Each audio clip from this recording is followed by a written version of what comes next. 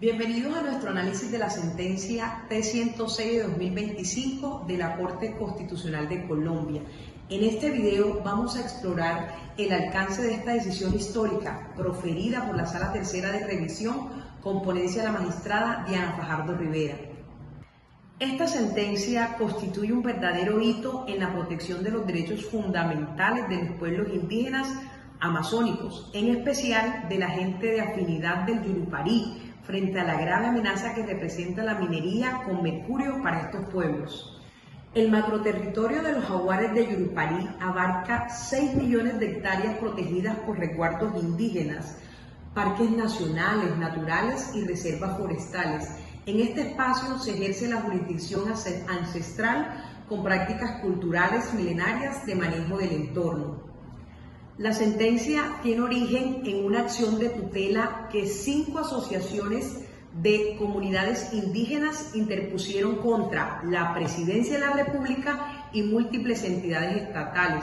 Los accionantes alegaron que la minería ilegal tolerada por las omisiones estatales generó contaminación grave con mercurio en ríos como el Caquetá y el Apaporis, afectando el pescado, que es una de las principales fuentes de proteína de los habitantes de estas comunidades indígenas.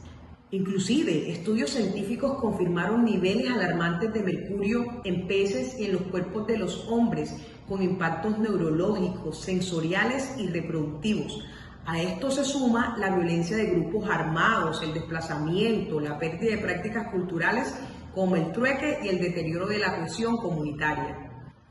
Con base en lo anterior y teniendo en cuenta que la Corte ha dispuesto 4 ejes problemáticos, tenemos entonces el siguiente interrogante. La minería de oro con uso del mercurio en el macroterritorio Jaguares del Yurupari vulnera los derechos fundamentales de las comunidades indígenas a la identidad cultural, al territorio, a la salud, al ambiente sano, a la seguridad y a la soberanía alimentaria. ¿Y cuál es el alcance de la obligación del Estado en la protección biocultural y en la conformación de entidades territoriales indígenas? Por su parte, la Corte tuteló los derechos fundamentales de los pueblos accionantes, reconoció la amenaza estructural derivada de la minería con mercurio y ordenó medidas inmediatas y de largo plazo, tales como la descontaminación de fuentes hídricas, fortalecimiento del sistema de salud indígena, protección de los sistemas alimentarios tradicionales, implementación de las entidades territoriales indígenas y, muy importante, la creación de instancias de concertación intercultural. Habiendo visto los antecedentes y hechos más importantes de la sentencia, veamos el método que utilizó la Corte para estudiar el caso. La Corte en su método quiso incorporar la cosmovisión propia de estas comunidades indígenas del Yurupari, quiso proyectar nuestra constitución como una constitución biocultural en donde convergieran la diversidad cultural y la diversidad natural, y no simplemente estudiando el caso desde categorías fragmentadas, por un lado el territorio, por otro lado la salud, por otro lado la alimentación. Para ello, la Corte dividió el estudio del caso en 4 libros. El primero de ellos es el libro azul, donde la Corte habló de identidad y territorio. Aquí estableció la Corte que el territorio para estas comunidades está determinado no por límites administrativos, sino por todo un entramado de aguas, de selvas, de ciclos espirituales. Reconoció la Corte la existencia del macroterritorio del Yurupari como ámbito de autogobierno y ordenó la creación de las entidades territoriales indígenas. Además, ordenó medidas de seguridad en favor de los líderes de estas comunidades en razón de la violencia que normalmente se asocia a este tipo de actividades extractivas como la minería. En el segundo de los libros, la Corte habló de aguas y de ambiente. Aquí se dedicó la Corte a constatar la presencia de mercurio en los cuerpos de agua. Dijo que los cuerpos de agua ya estaban contaminados y ordenó que en implementación del convenio de Minamata, que ordena reducir el uso del mercurio en actividades industriales y en la minería y mitigar su impacto en la salud y en el medio ambiente, se activara una cooperación internacional en el breve plazo, se organizaran planes de descontaminación de los ríos y se fortaleciera la capacidad del Estado para perseguir y sancionar los delitos ambientales. En el tercer libro, el libro amarillo, la Corte habló de salud y de alimentación. Aquí la Corte estableció que la seguridad alimentaria no está simplemente dada por la disponibilidad del alimento, sino que implica la protección de la dieta cultural y de la salud colectiva de estas comunidades. La Corte estableció que por la presencia de mercurio en los peces, que eran la principal fuente de proteína de estas comunidades, estaba especialmente amenazada la salud de las mujeres gestantes y de los niños, y ordenó por eso atención prioritaria a estas personas. Ordenó también fortalecer el sistema indígena de salud propio e intercultural y articularlo con el Sistema Nacional de Salud ya existente.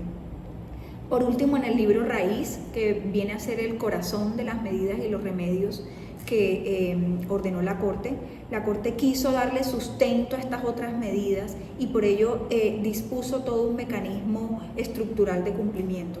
La Corte estableció que se realizaran audiencias semestrales convocadas por el Tribunal Superior de Distrito Judicial de Bogotá. Además, que los organismos de control, Defensoría, Procuraduría rindieran informe al Tribunal Superior de Distrito Judicial sobre el cumplimiento de las órdenes y las medidas, y además ordenó la creación de instancias de diálogo y de coordinación para cada uno de los libros. Para el libro azul ordenó que fuera el Ministerio del Interior, para el libro verde ordenó que fuera el Ministerio de Medio Ambiente y para el libro amarillo ordenó que fuera el Ministerio de Salud. A continuación, vamos a dar respuesta a las preguntas orientadoras planteadas dentro del presente análisis jurisprudencial. La primera de ellas está relacionada con el alcance que la Corte Constitucional le da a la Jurisdicción Especial Indígena.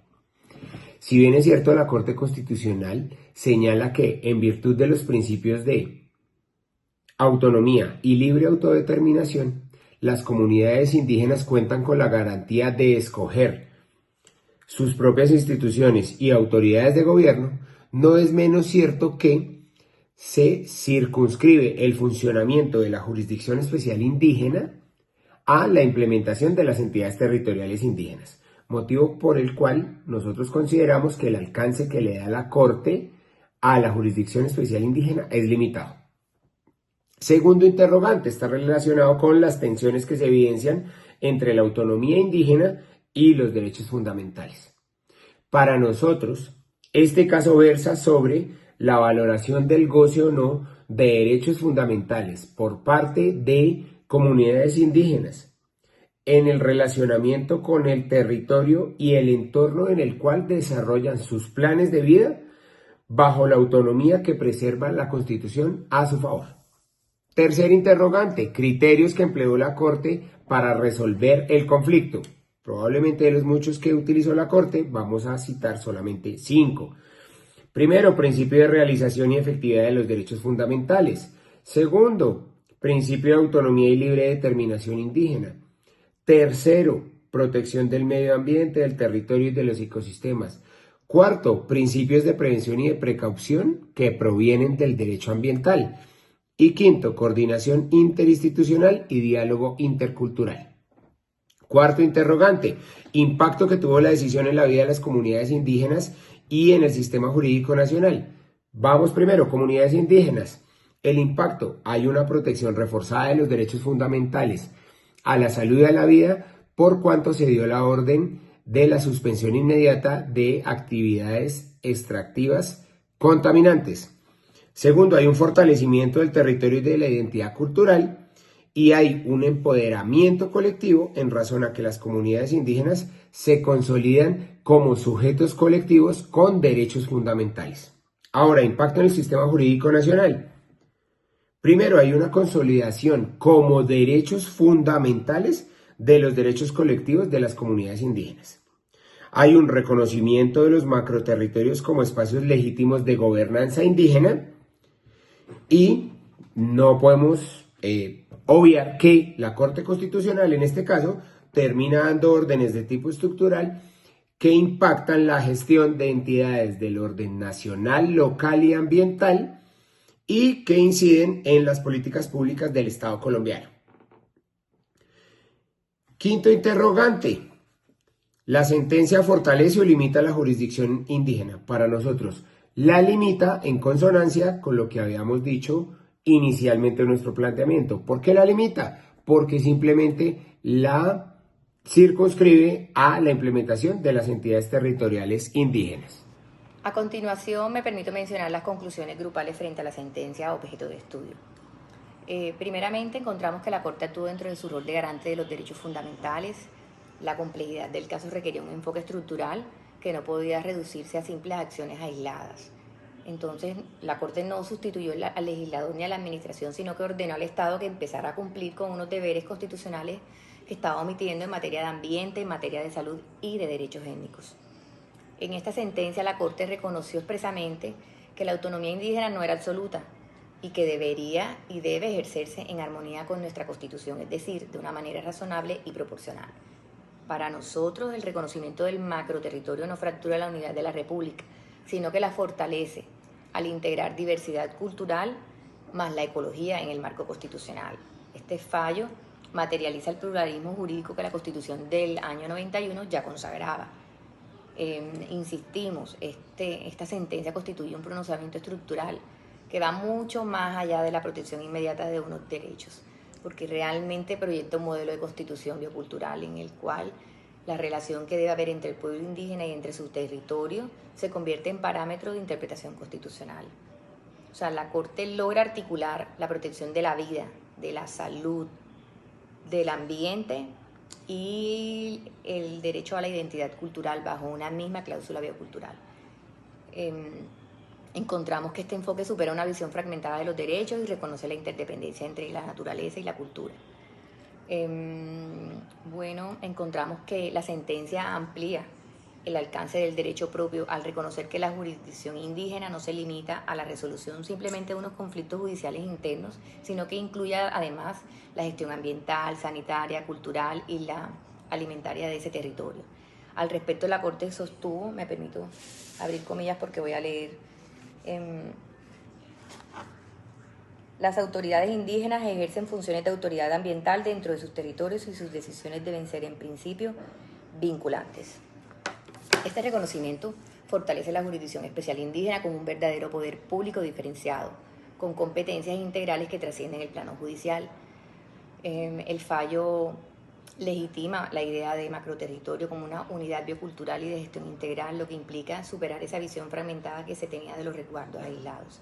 En palabras de la Corte, y me permito leer nuevamente esta parte, el territorio de los pueblos jaguares del Yurupari no puede entenderse únicamente desde límites administrativos o cartográficos, pues su ordenamiento vital se rige por el agua, el bosque y los ciclos espirituales. El reconocimiento del macroterritorio es una puerta a la forma de gobierno indígena de mayor escala, con coordinación interétnica, con autonomía real sobre la planeación de la vida y los sistemas productivos tradicionales. Y es que esta sentencia consolida dos líneas jurisprudenciales que confluyen en el concepto de constitución biocultural, que es el pluralismo jurídico y la constitución ecológica. Esto significa que el pluralismo jurídico ya no se va a restringir únicamente a reconocer la coexistencia del sistema normativo, sino que incorpora además la interdependencia entre los sistemas normativos y sistemas ecológicos, dando lugar a un derecho biocultural. Para concluir, para nosotros se configura un hito en el tránsito hacia la constitución biocultural. O sea, más que un fallo de tutela, es una pieza jurisprudencial que redefine la relación entre el Estado, entre las comunidades indígenas y entre la naturaleza, dando contenido operativo a la Constitución Ecológica del año 91.